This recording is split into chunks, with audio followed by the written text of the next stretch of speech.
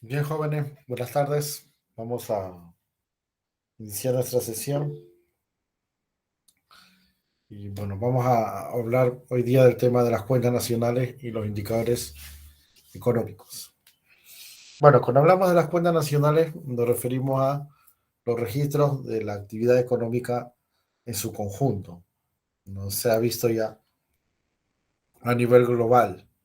Entonces se entiende que esto es parte de la macroeconomía. Y bueno, dentro de estas principales cuentas nacionales, o también conocidos como agregados macroeconómicos, las principales son las que tienen que ver con la producción y dentro de ellas la principal es el PBI. ¿Qué significa el PBI? Significa Producto Bruto Interno. Y bueno, en su misma denominación podemos encontrar el significado. Por ejemplo, cuando habla de producto, se refiere a la producción de bienes y servicios finales. Entonces, claro, acá también hay que aclarar, porque uno dice producto y a producción, todos los productos, no, solamente los finales. Ustedes recordarán de una clase anterior que decíamos que los productos se dividen entre intermedios y finales. Acá solamente me interesan los finales. Y tú dirás, profe, ¿y por qué? Bueno, lo que pasa es que si tú en un año, por ejemplo, ¿no? Que es lo que se suele medir el PBI. Si tú en un año consideras el valor de los bienes finales y también el valor de los bienes intermedios que sirvieron para hacer esos bienes finales, entonces estarías contabilizando doble. Por ejemplo, pongamos el caso de un producto. Lógicamente esto es macro, no es para todos los productos, pero si se cumple en un producto, se cumplen todos, ¿no es cierto? Y entonces pongamos el caso de una carpeta. La carpeta tiene un valor monetario de 50 soles. Y la madera que se usó para hacer la carpeta tiene un valor de 20 soles. Entonces se entiende que en el 50 está incluido el 20, ¿no? No voy a sumar 50 y aparte 20. ¿Entiendes? Entonces, en resumen, el valor del bien final ya incorpora el valor de los bienes intermedios y por tal razón no es necesario volverlos a contabilizar. Y cuando hablamos de interno, interno se refiere en territorio nacional en el país, ¿no? En nuestro caso, en el Perú. Entonces, cuando el INE calcula el PBI, no le interesa tanto quién lo produce, sino dónde se produce. Por eso algunos llaman al PBI producción geográfica. ¿Sí? Entonces, por ejemplo, si un peruano tiene su taller textil en Gamarra y produce camisas, ya esa es producción de bienes finales en territorio nacional. Ya cuenta, ¿no? Para el PBI. Pero si un colombiano tiene su taller textil en Gamarra y hace camisas, ya esa producción también cuenta para el cálculo del PBI, ¿no? Porque como les digo, lo que interesa es dónde se realiza. Y en el caso de bruto, la palabra bruto, mira, bruto equivale, o sea, tú en los libros o en el texto, por ejemplo, tú ves que dice bruto y esto dice incluye depreciación, dice. Incluye depreciación. Pero a veces esto confunde un poco más. Entonces, incluye equivale a que no resta, no se le quita depreciación. Y ahora te voy a poner un ejemplo para que entiendas mejor esta parte. Pero antes del ejemplo hay que hablar sobre la depreciación. ¿Qué cosa es la depreciación? La palabra depreciar equivale a perder valor, ¿no? Algo se depreció.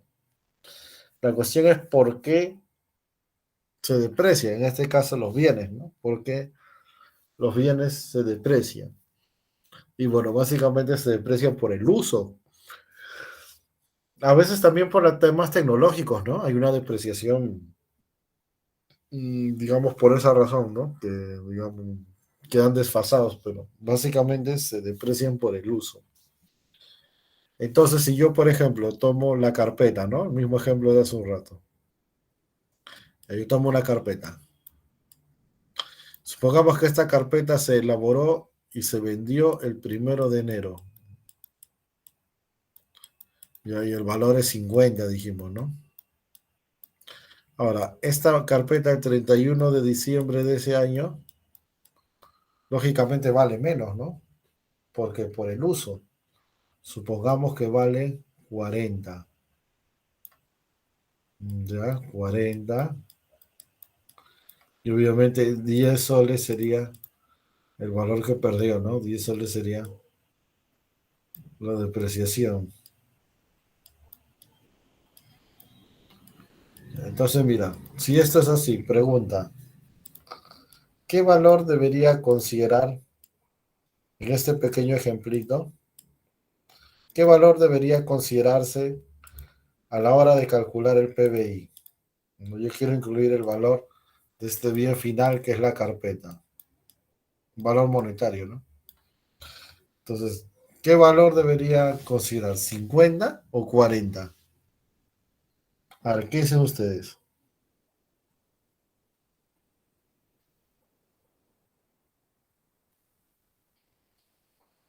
Te dice que no resta la depreciación, ¿no?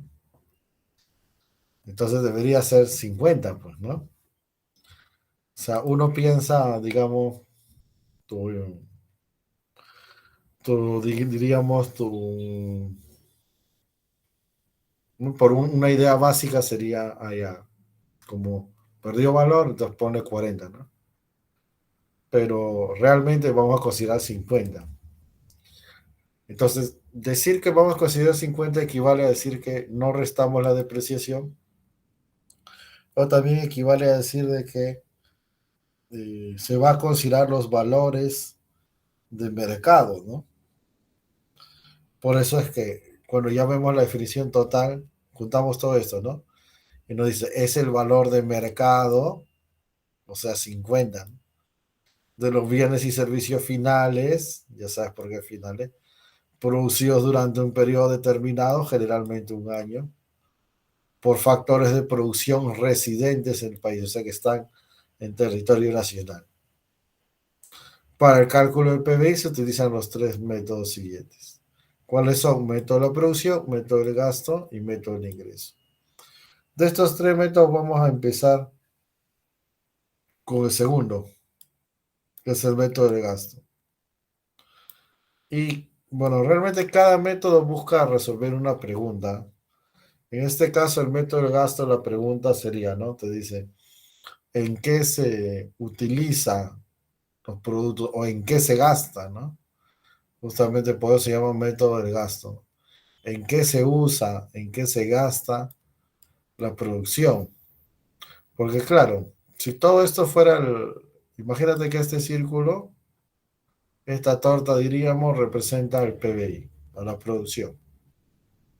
Entonces, si yo sé a dónde se han destinado los productos, entonces sumo todos los destinos, los usos, los gastos y obtendría el total, ¿no? O sea, por ejemplo, esto de acá. Ya yo sé que una parte de esta producción, que es la torta, ha sido utilizada por las familias. La otra parte ha sido utilizada por las empresas. Otra parte corresponde al gobierno. Y el resto va al mundo, ¿no? El sector externo, o sea, se exporta. Entonces, la parte que va a la familia generalmente se no sé cómo consumo, aunque el nombre completo es gasto de consumo de los hogares. Esta es la letra C. El nombre completo es este. Ahora, en el caso de las empresas, esta parte se va a denominar inversión. Ya, pero la inversión va a ser la suma de estos dos. Esto ya voy a explicar al final. Y en el caso del gobierno, vamos a utilizar la letra G, gasto de gobierno, o bueno, el nombre completo sería GCG, ¿no? Gasto de consumo de gobierno, la letra G. Y bueno, luego al mundo dijimos que nosotros exportamos. Pero así como exportamos, importamos, ¿no? Entonces queremos el resultado neto a esta exportación X, hay que restarle la importación M. Y ya está. Entonces el PBI es igual al consumo más el gasto más la inversión más la exportación menos la importación. Así lo calcula el INEI. Ahora, ¿qué es lo que falta explicar? Esto de acá, ¿no? Ya mira, la explicación que he dado hasta este momento funciona o es, digamos, 100% válida si es que todo lo producido coincide con los usos que se le ha dado, ¿no? Coincide básicamente con la demanda de las familias, de las empresas, del gobierno y del mundo. También la sumatoria de eso se conoce como demanda agregada, ¿no? Lo que se produce coincide con lo que se demanda a nivel global. Pero, ¿qué pasaría si no coincide? Puede pasar, ¿no? Por ejemplo, si ponemos un caso pequeño, para que se entienda, ¿no? Caso micro, luego nos llevamos al macro, ¿no? Un caso pequeño, mira. Por ejemplo, vamos a suponer que hemos producido,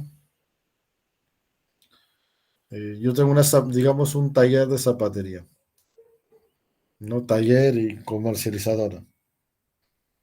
Entonces hemos producido 300.000 pares de zapatos, de diferentes tipos, ¿no?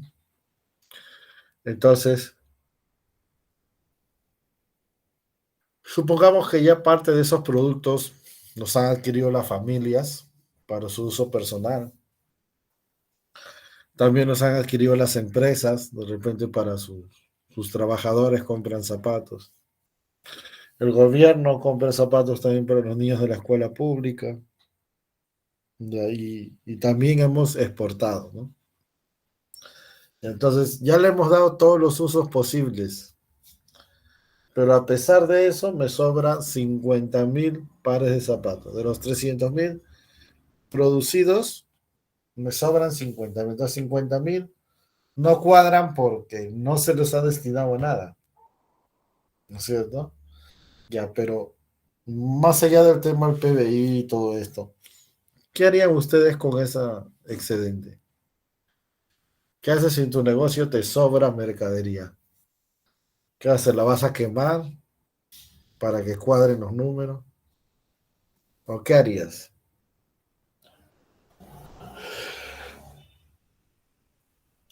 Bueno, lo más lógico sería almacenarlo, ¿no? O sea, si ya he intentado todo, ya he hecho todo lo posible para venderle a la familia, a las empresas, al gobierno, al sector externo, y tengo un excedente, entonces el excedente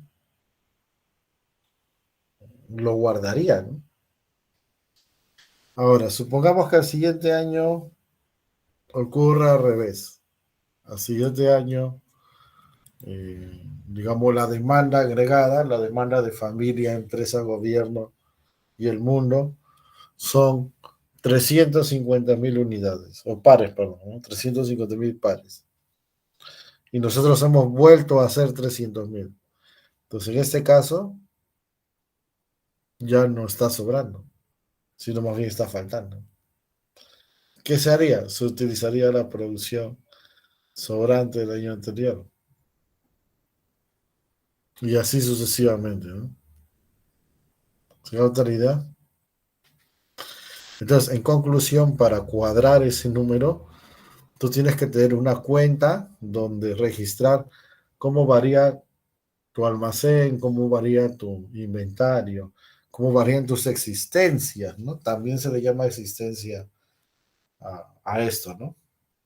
Por eso es que dentro de la I, de la inversión, tú tienes formación bruta de capital fijo, que es propiamente la inversión, es esta, y la variación de existencias, que serían los cambios en el almacén. Y ahí va a cuadrar. ¿Se entendió? Entonces, bueno, esa era la cuestión. Ahora, el otro método es el método del ingreso. que plantea lo siguiente, ¿no? Si sumamos el ingreso de los factores productivos, si sumamos todos los ingresos, deberíamos tener el valor de la producción final. Ahora, hagamos un ejemplo igual que los anteriores. Te explico con un producto y se entiende. Perdón, estoy un poquito mal, pero bueno. Te explico con un producto y digamos, esto ampliamos a los demás productos, ¿sí? Por ejemplo, la carpeta, ¿no? Seguimos con el ejemplo de la carpeta. La carpeta tiene un valor monetario de 50 soles. Ya, pero esos 50 soles no son para la empresa. ¿Por qué? Porque para hacer carpetas, si yo, supongamos que yo soy el empresario ahora, entonces yo contraté a un trabajador. Entonces, por motivos de trabajo, se pagó un monto, supongamos ya, 15 soles, o ya 10 soles, digamos, por unidad.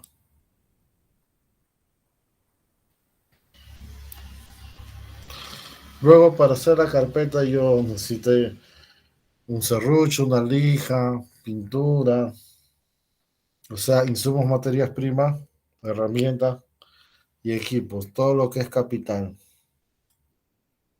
Nos supongamos que por esos motivos destiné 15 soles.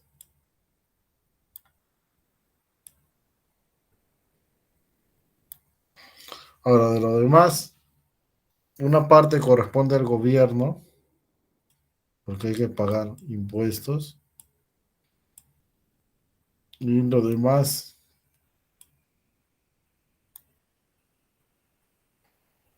bueno, acá serían 5 soles, por ejemplo, ¿no? De impuestos. Y lo demás que serían 20 soles por unidad, ya, esto sí corresponde propiamente a la ganancia, ¿no? De la empresa. Eso va para la empresa.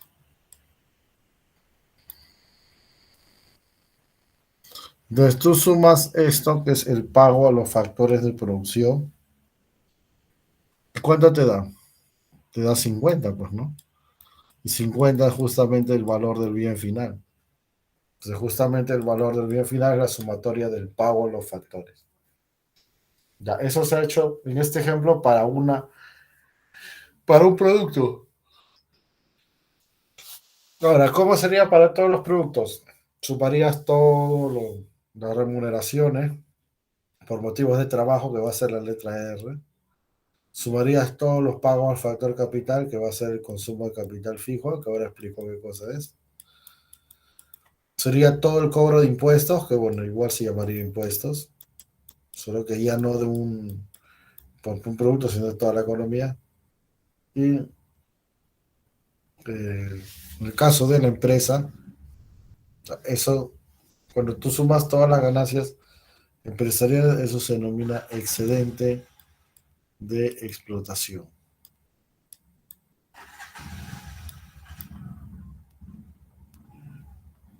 Excedente de explotación. Entonces ya, sumo pues, ¿no? R más consumo de capital fijo más impuestos y más excedente de explotación. Y ya está. Entonces, hasta ahí se entiende la idea, se capta lo que hay que hacer. Ya, ahora el, hay un detalle aquí que hay que precisar, lo del consumo de capital fijo. Mira, cuando hablamos del pago al trabajo, se entiende que, o sea, es fácil de entender, ¿no? Yo tengo mi trabajador y le pago, o de repente le deposito en su cuenta bancaria. Si yo te hablo del pago de impuestos, ya hemos explicado en una clase anterior, ¿no? Deposito en un banco a nombre de la SUNAT y ya está. Si hablamos, por ejemplo, de el pago a la empresa, bueno, es lógico, ¿no? Si yo soy el empresario, retiro la parte de ganancia que considero, ¿no? Pero en el caso de el pago al capital, no es tan simple, ¿no? Porque uno dice ahí el pago al capital, entonces, ¿qué? Por ejemplo, yo usaba un serrucho para hacer la carpeta. Entonces, ¿cómo es el pago al capital? Al serrucho. ¿Qué hago? No sé, a los 15 soles lo pongo al costadito del serrucho y le digo, oye, muchas gracias porque has trabajado bien. No, pues no es es ilógico, ¿no? No, no tiene sentido, ¿no? Entonces, ¿cuál es el pago al capital? Esto lo he explicado semanas atrás, ¿ah? Pero de repente no todo se acuerda. Mira, pago al capital básicamente sería en- a través de una reposición o una renovación. Por ejemplo, el serrucho en algún momento va a dejar de servir, sus dientes de repente ya no van a ser los adecuados como para cortar, entonces lo voy a tener que cambiar, ¿no? Para eso hay que destinar dinero, recursos. Entonces, yo como voy a reponer, ahí es el pago, ¿no? Claro, yo lo puedo hacer por unidad, como te estoy diciendo acá, pero en general el pago al capital es la reposición. Ahora, ¿por qué hay que reponerlo? Porque llega un momento en el que pierde valor. ¿Y por qué pierde valor? Porque se deprecia. Entonces te das cuenta que todos están ligados, ¿no? Si los productos no perdieran valor, si nunca perdieran valor, para nada. O sea, si no existiera depreciación, los productos serían eternos. Y si fueran eternos, no sería necesario cambiarlos. Y si no fuera necesario cambiarlo, entonces ¿para qué destinaríamos parte a ellos, no? ¿Se capta la idea? Entonces, en conclusión, el pago al capital, que se denomina el consumo de capital fijo, es equivalente a la depreciación. Yo renuevo capital porque se deprecia. Si no hubiera depreciación, no habría renovaciones de capital. Salvo quizá por motivos tecnológicos, ¿no? Entonces, eso tenerlo en cuenta porque a veces en los exámenes nos ponen, ¿no? Ya hay el PBI por el método del ingreso y te dan los datos, pero no te dan el dato de consumo de capital fijo. Te ponen el dato de depreciación. Ya, pues es lo mismo, ¿no? Pero algunos alumnos, como si se marean ahí, dicen, uy, ¿ahora qué hago? Me falta un dato, ¿no? No, ya, por los motivos que te acabo de explicar, es equivalente, es lo mismo. ¿Estamos claros?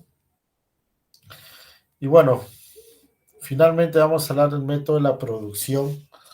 Ya, acá la idea es más sencilla, ¿ya? El método de la producción también se conoce como el método del valor agregado, ¿ya? Eh, verdad, antes de continuar, hay algunos de sus compañeros que quieren ingresar a la sala, pero no se olviden que el ingreso a la sala es con el correo que, digamos, asociado a la uni, ¿no? O sea, el correo que ustedes les otorga o con el que se trabaja con CEPREUNI, ¿no? Entonces, si están queriendo entrar con otro correo, no les va a rechazar. Ya, así que si alguno de sus amigos está en este caso, avísenle, ¿no? Que tiene que entrar con el correo. Que bueno, que ya saben, pues, ¿no? Que tiene la institución. Entonces, le avisan, por favor. Pero bueno, para continuar, entonces les decía que acá la idea es más sencilla, ¿no? Porque producir, ¿qué cosa es? Producir es agregar valor. Por eso este método también se conoce como método de valor agregado. Entonces yo les expliqué en una clase, ¿no? Les dije, por ejemplo, acá tienes materia bruta, luego tienes materia prima, luego tienes insumos y luego tienes el bien final, ¿no? El bien final. Entonces, esto es un proceso de ir agregando valor, ¿no? Yo me acuerdo que en esa clase pusimos una imagen, ¿no? Que acá hay un árbol. Bueno, yo no soy buen dibujante, así que imagínate, ¿no? Este es un árbol. Acá hay listones de madera. Acá hay planchas de madera. Y acá hay un bien final que sería una carpeta, ¿no? Que es el ejemplo que me estaba poniendo. ¿No? Bueno, más o menos algo así, ¿no?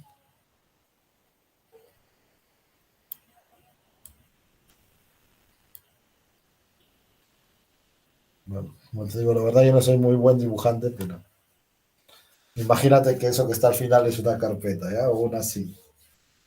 Entonces, ¿cómo pasamos de uno al otro? Agregando valor, ¿no?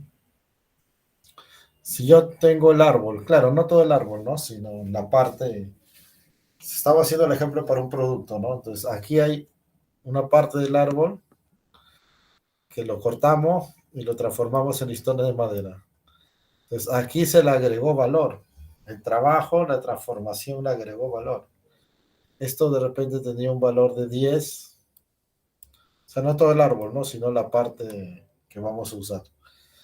Y ahora esto vale 20 de repente, ¿no? Vale más porque tiene más valor. Hay una transformación, hay mayor trabajo ahí. Ahora, estos listones se volvieron plancha de madera, pasó de 20 a 35 de repente, ¿no? Y esta plancha se transformó y de 35 ahora vale 50. Es el valor del bien final. Entonces, el valor del bien final que es 50 es igual a qué? A los valores agregados, ¿no?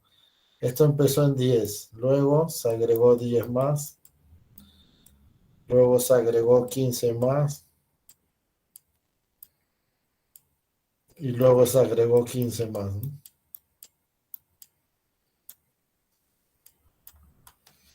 Entonces, 10 más 10 más 15, ahí están los 50, ¿no? La sumatoria de valores agregados de este ejemplo sería igual a el valor del bien final. Bueno, pero si fueran para todos los productos tendría que ser igual a PBI, que es lo que dice acá, ¿no? ¿Qué es lo que está ahí? Ahora, dos cuestiones adicionales.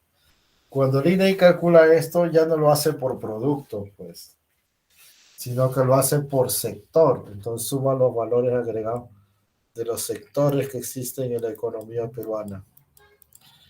¿Cuáles son esos sectores? Ah, por ejemplo, pues la agricultura, la ganadería, la pesca, la minería, la construcción, servicios, transporte, telecomunicaciones, etcétera, etcétera, ¿no? Todos los sectores que seguramente del colegio has visto, ¿no? Entonces, eso lo hace por sector.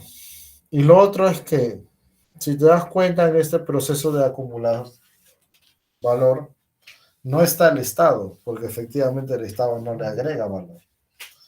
Pero sí hay que contabilizar porque sabemos que hay una parte de productos que corresponde al Estado, ¿no? Entonces, en este caso, lo estatal está representado aquí, en estos dos.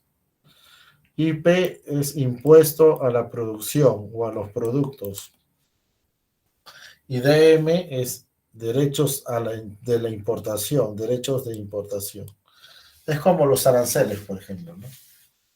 Entonces, toda esa última parte tiene que ver con la tributación. En el método del ingreso dice IPM, ¿no? IPM es impuesto a la producción e importaciones. En cambio, acá está separado, ¿no? Impuesto a la producción y DM es la parte que tiene que ver con importaciones. Y ya está, ya tiene los tres métodos. ¿Alguna consulta sobre esto? ¿O alguna duda?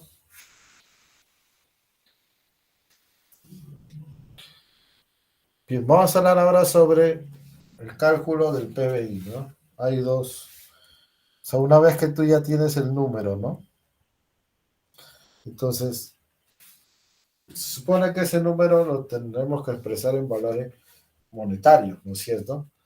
Pero cuando hablamos de producción son bienes y servicios, ¿no?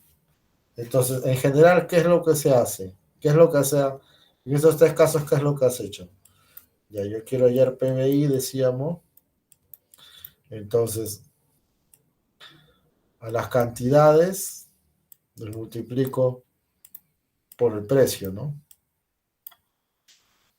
Y ya está, ¿no? Para expresar en términos monetarios. Entonces, si yo quiero hallar el PBI de un determinado año, un PBI del año T, digamos, entonces si yo tengo la cantidad del año T y el precio del año T, o sea, yo uso la cantidad y el precio del año que quiero calcular o del año en curso, ya. Si yo hago esto, lo que estoy hallando es PBI nominal. Por eso acá en el enunciado dice, ¿no? Es ahí cuando hayas el PBI a precios de mercado, o también conocidos a precios corrientes, ¿no? A precios del año en curso. Es este. El PBI del año T lo calculo con el precio del año T. Entonces, hasta ahí suena bastante lógico, ¿no? Profesor, está bien. Sí, pero hay un detalle, ¿no? Que en los años donde la inflación se dispara, ese resultado puede ser un poco engañoso, podríamos decir, ¿no? Por llamarlo de una manera, ¿no? Porque si empieza a dispararse los precios, aquí te va a salir un monto más grande, un número. Pero ese número realmente no representa mayor producción. Entonces, para evitar eso, lo que se hace es lo siguiente, ¿no? Ya, si yo quiero el PBI del año T, bacán, ¿no? PBI del año T. Entonces, lo que yo voy a hacer para, digamos, aislar, no considerar el efecto de la inflación, entonces lo que yo voy a hacer es que a la cantidad del año T le voy a multiplicar un precio constante, un precio fijo, o también conocido como precio del año base. O sea, ya no es el precio de T, sino es de un año anterior. O bueno, de repente puede ser ese mismo, ¿no? Pero de un año dado, ¿no? Que es el precio del año base. Entonces la diferencia está en los precios que utilizas, ¿no? Y claro, esto ya es un nivel de precios, es para la economía en su conjunto. Precio del año base. Entonces, claro, ahí sí, yo sé que si aumenta el PBI es como consecuencia de Q. Porque este P para todos los años será el mismo. Por ejemplo, en nuestro país, ¿cuál es el año base? El 2007. Ya está un poco atrasado, ¿no? Pero bueno, la cuestión es que si tú ves que el PBI está aumentando y es real, ahí es porque efectivamente la producción aumentó porque los precios son los mismos. En cambio, si es nominal, habría que ver. Entonces, mira, por ejemplo, estos son datos del INEGI, oficiales, ¿eh? Dice, Producto Bruto Interno Trimestral, 2017-2020. Dice millones de soles, ¿no? Ya, cuando dice así millones de soles, ese es nominal. Los precios por las cantidades, ¿no? Por ejemplo, acá el año 2019 salía 762.476. En cambio, si tú ves acá que dice millones del 2007, entonces este que es real, un año base 2007. ¿Y cuánto salía el PBI el año 2019? Salió 546.408. Acá había salido 762.000, ¿no? O sea, te das cuenta que estaba sobredimensionado, ¿no? Lo real es esto, pues. Acá esto te sale más por el efecto de el precio, ¿no? Que desde el 2007 hasta ahora ha aumentado. Entonces, por eso se recomienda más trabajar con el PBI real. Y otro indicador importante es la llamada tasa de crecimiento del PBI, que se halla como cualquier tasa de crecimiento que tú has llevado en el curso de aritmética, por ejemplo, ¿no? En este caso, el PBI del año T, eso sería, ¿no? PBI del año T real, ¿no? Vemos PBI del año T-1 sobre el PBI del año T-1, ¿no?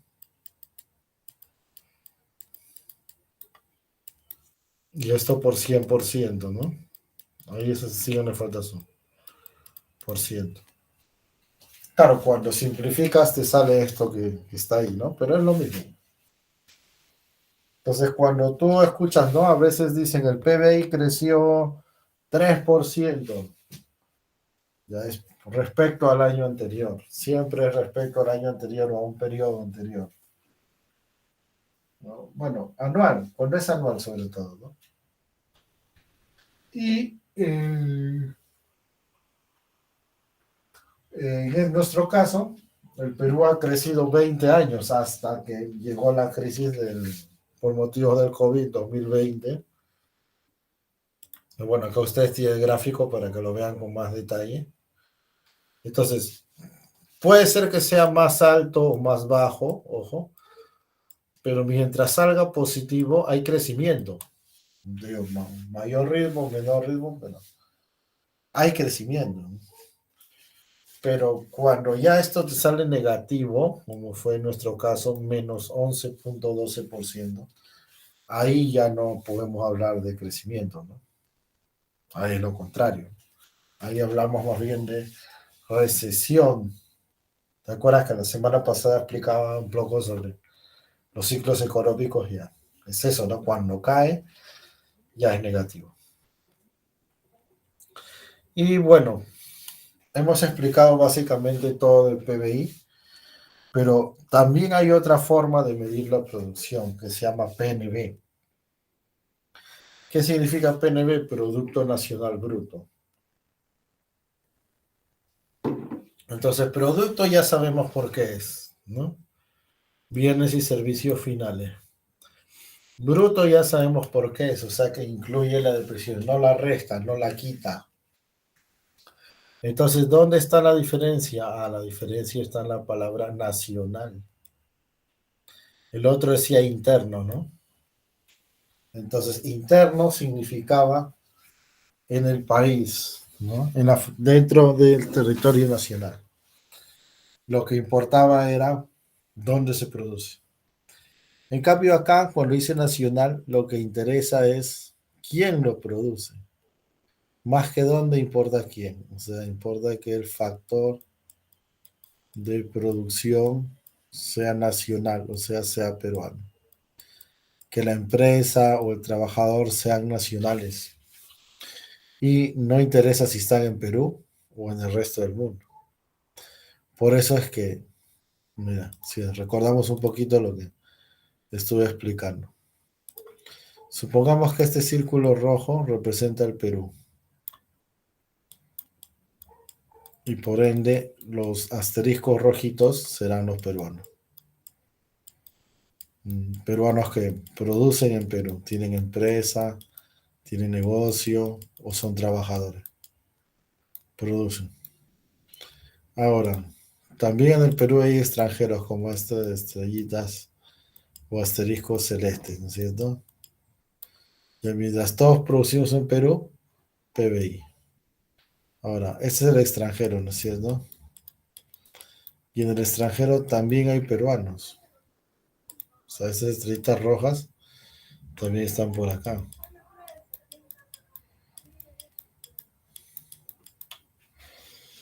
Entonces, si yo quiero calcular el PNB, tengo que considerar a estas estrellitas rojas, estén en Perú o estén en el resto del mundo. Siempre y cuando no se hayan vuelto residentes del otro país, ¿no? Porque si se vuelven residentes del otro país, su vínculo económico es solo con el otro país, ¿no? Pero si tú tienes empresas peruanas en el extranjero que su domicilio fiscal o su casa matriz sigue estando en Perú, o tienes trabajadores peruanos, pero que eventualmente han ido a trabajar al extranjero y van a regresar, entonces a ellos se les considera, ¿no? Ahora, dicho esto, ¿cómo hallo el PNB? Si yo tengo el dato de PBI, ¿no? Ya yo tengo el dato de PBI, ¿qué necesito? Y al PBI le voy a sumar saldo neto de factores externos. Ahora dirás, profe, ¿qué cosa es eso? Ya, bacán. El saldo neto de factores externos es la diferencia de la renta de factores nacionales y la renta de factores extranjeros. Ah, ya, bacán. Profe, ¿qué cosa es eso? Ya, mira, la renta de factores nacionales es cuando los peruanos que están en el extranjero generan riquezas y estos las envían al país.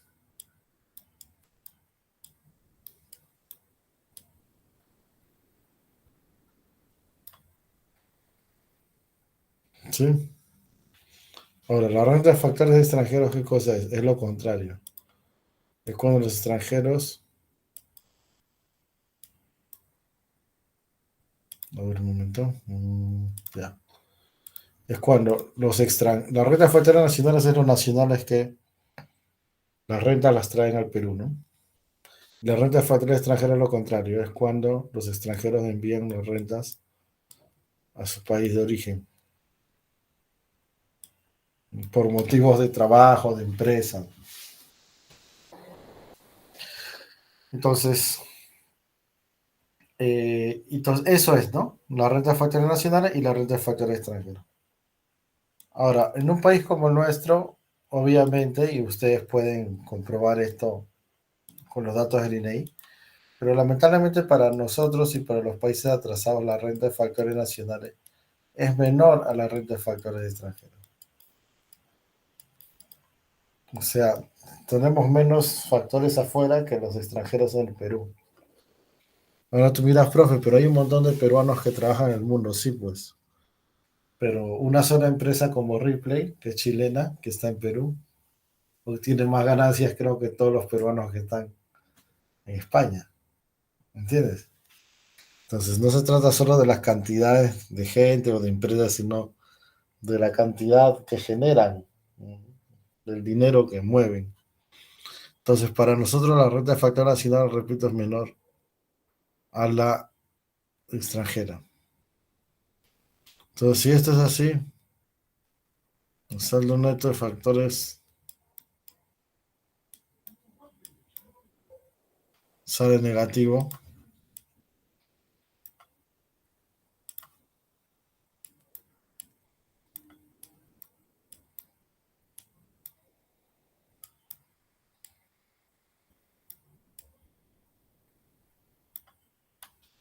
Saldo neto de factores externos negativo. Y por ende, para que se cumpla la igualdad, el PBI tiene que ser mayor al PNB. ¿No ves que este término es negativo? PBI es mayor que el PNB. En cambio, los países del primer mundo, ¿cómo ocurre? Bueno, ni siquiera tanto, sin irnos tan lejos, ¿no? En Chile nomás. Ya peor, pues, Estados Unidos, ¿sí, no? Entonces, en los países del primer mundo más desarrollados, la renta de factores nacionales es mayor que la renta de factores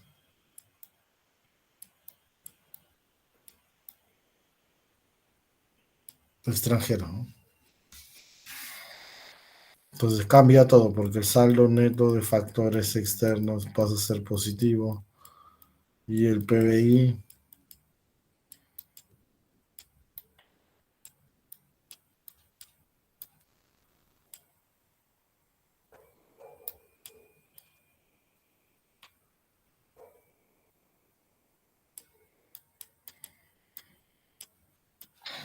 entonces nosotros usamos más PBI, pero en el extranjero, en el primer mundo, para mí su producción usan más PNB,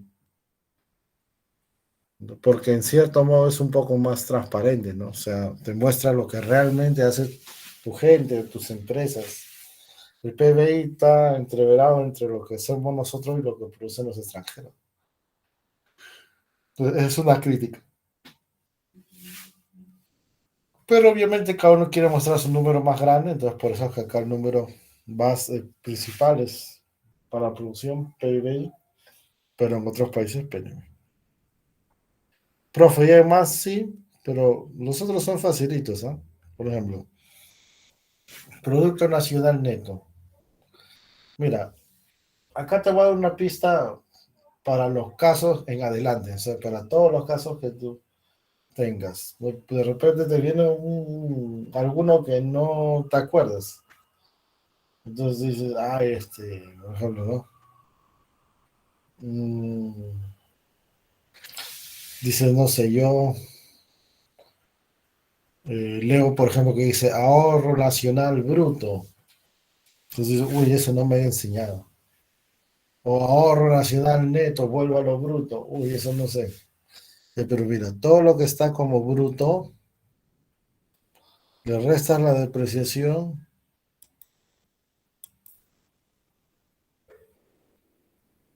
Acá está.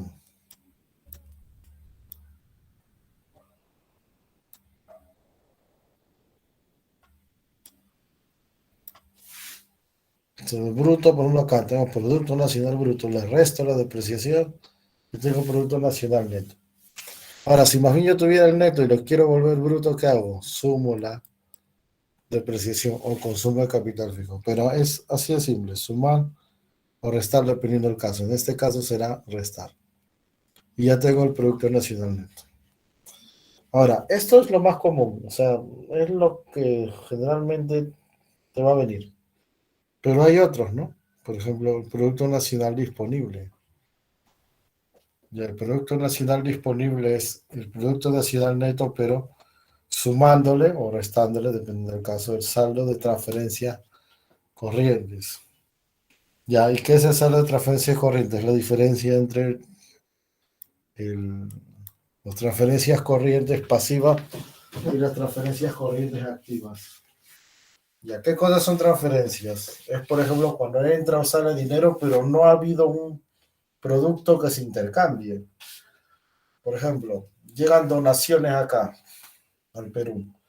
Viene dinero, ¿no? Ya, pero nosotros no le hemos dado nada de cambio. Es, digamos, sin contrapartida, se dice, ¿no? O por ejemplo, cuando los familiares envían al Perú, ¿no? Pues su familia lo gaste. No hay un producto de por medio. Entonces, las pasivas, repito, son las que entran al Perú, las activas las que salen.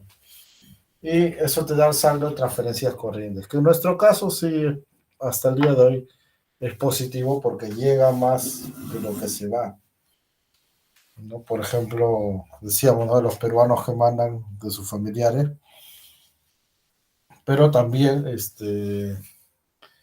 por ejemplo, salen, ¿no? Los venezolanos cuando envían a sus familiares también son transferencias que están saliendo, ¿no? Pero bueno, igual sigue siendo positivo. Lo sumas y te sale el Producto Nacional Disponible. Y finalmente voy a mencionar estos dos indicadores. Uno es el PIB per cápita y la tasa de desempleo. Mira, el PIB per cápita hoy día simplemente te voy a decir qué es. No vamos a entrar mucho a la interpretación porque esto lo vamos a volver a tocar la otra semana. ¿Sí? Cuando hablemos de crecimiento, desarrollo. Pero bueno, PIB per cápita, ¿qué significa? PIB por persona, ¿no? La traducción literal sería como decir PBI por cabeza. Entonces divides el PBI real entre el número de habitantes. Todos los habitantes. Y te va a dar un monto, ¿no? Este monto me sirve, por ejemplo, para comparar con otros países. Porque claro, si yo solamente viera el monto del PBI, obviamente los países más grandes, con más población, van a tener más PBI, pues tienen más bocas que alimentar, ¿no? Entonces yo no puedo comparar un país como Perú con otro como la India, por decirlo. Entonces, ¿qué tengo que hacer? Compararlos por persona. Ese es el per cápita. Pero claro, el per cápita me ayuda a tener una idea del nivel de vida de la población. Obviamente, si crece, quiere decir que la población tiene mejor nivel de vida. Pero no es un indicador que me permita ver desarrollo ni desigualdad. Ya, acá es más o menos como que la torta se partiera en pedazos iguales. Ya, pero tú sabes que realmente no se parte en pedazos iguales. Porque el 1% de peruanos tiene el 25% de la torta. Entonces no se parte exactamente igual. Pero bueno, sí, vamos a explicar la otra semana. Y en el otro lado está la tasa de desempleo, que ya había explicado también en una sesión anterior, cuando hablábamos de la PEA. Entonces yo le dije que si tú quieres ganar la tasa de desempleo, tu universo en este caso es la PEA. Acá era toda la población, ¿no? Acá es la PEA. Y dentro de lo que es la PEA hay que ver quiénes no trabajan, por más que buscan, pero no trabajan. Entonces, así voy a obtener la tasa de desempleo, que bueno, dicho sea de paso, por motivos de la crisis del COVID, creció bastante, ¿no? Desde el año 2020. Pero bueno, esperemos que poco a poco vaya disminuyendo el desempleo en la medida que la producción va a ir aumentando, ¿no? Pero bueno, tú tienes ahí como población la PEA. Y bueno, si tú quisieras hallar, por ejemplo, la tasa de empleo adecuada o la tasa de subempleo, básicamente sería lo mismo, solo que cambiarías el numerador, ¿no? O sea, en vez de poner los desempleados, pondría los subempleados o los desempleados según el caso. Bien, jóvenes, no sé si hay alguna consulta adicional. Si no, estas son las claves. No sé si hay alguna pregunta o dudas, algo que quieran saber.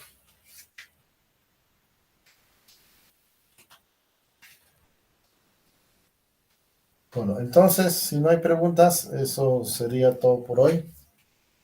Nos estamos viendo la próxima semana y bueno, simplemente desearles lo mejor. Hasta luego.